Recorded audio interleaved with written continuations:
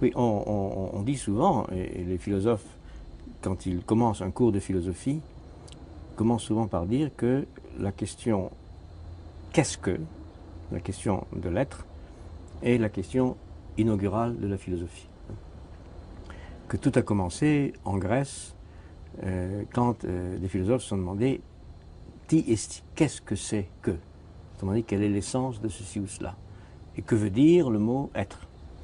Alors cette tradition s'est prolongée naturellement, mais au fond, la première question sur la question qui s'est imposée à moi à partir naturellement de lecture, je ne l'ai pas inventé. La première question sur la question était celle-ci, elle était double en quelque sorte. Premièrement, est-ce que, comme on le dit si souvent, jusqu'à Heidegger compris, est-ce que la forme questionnante est la forme absolument privilégiée ou par excellence de la philosophie? Autrement dit, est-ce que penser, c'est questionner, comme le disent souvent aussi les philosophes, hein? Est-ce qu'il n'y a pas, avant la question, de façon plus radicale, plus ancienne, plus profonde, un mouvement de pensée qui n'est pas questionnant, mais qui est au contraire une affirmation? Alors ça, c'est la première question sur la question qui s'est imposée à moi. Et ensuite, à supposer même que la première question de la philosophie concerne l'être, qu'est-ce que c'est, qu'est-ce que l'être, qu'est-ce que l'essence de ceci ou cela, que veut dire le mot être, est-ce qu'il n'y a pas un présupposé dans la façon dont on comprend l'être?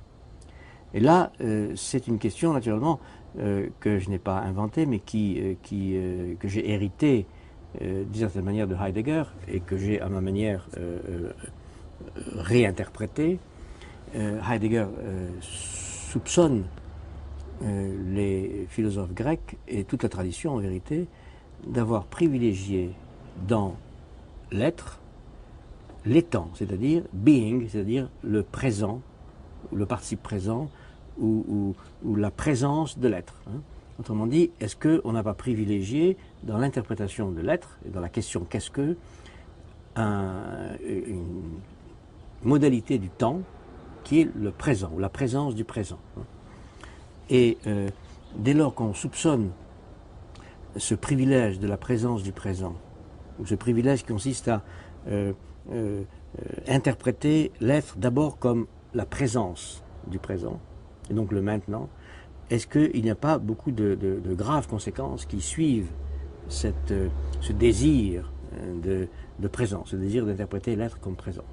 Alors ça, c'est une question que Heidegger avait formulée à sa manière et que j'ai essayé d'entraîner ailleurs, de déplacer, de réinscrire dans des terrains différents, dans des corpus différents, sur des textes que Heidegger n'avait pas lui-même interrogés. Donc la question revient à celle de la présence. Et tout ce que j'ai essayé d'écrire sur la trace, sur l'écriture, qui est justement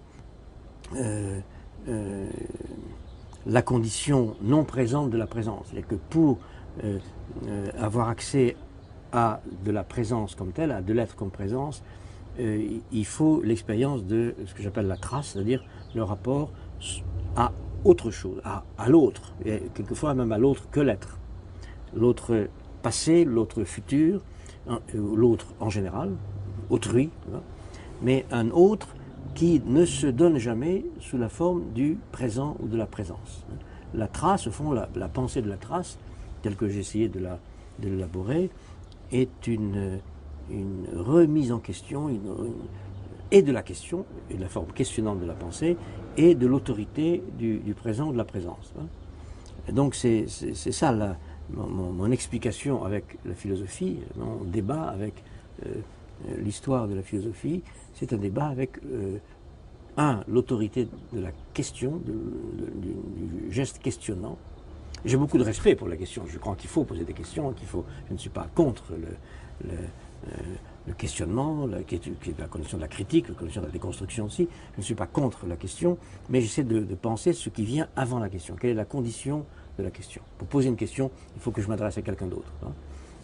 La question peut être très violente quelquefois, mais même les questions innocentes supposent une affirmation première, c'est-à-dire que je veuille parler à quelqu'un d'autre, que je m'adresse à quelqu'un, hein, et que je dise il vaut mieux parler que de ne pas parler, il vaut mieux se rapporter à l'autre que de ne pas se rapporter à l'autre, et donc j'affirme une sorte de oui, d'acquiescement antérieur, mais je dis antérieur entre guillemets parce que ce n'est pas une question de temps, hein, mais en tout cas préalable du point de vue de l'ordre de la pensée, préalable à la question, au questionnement. Hein.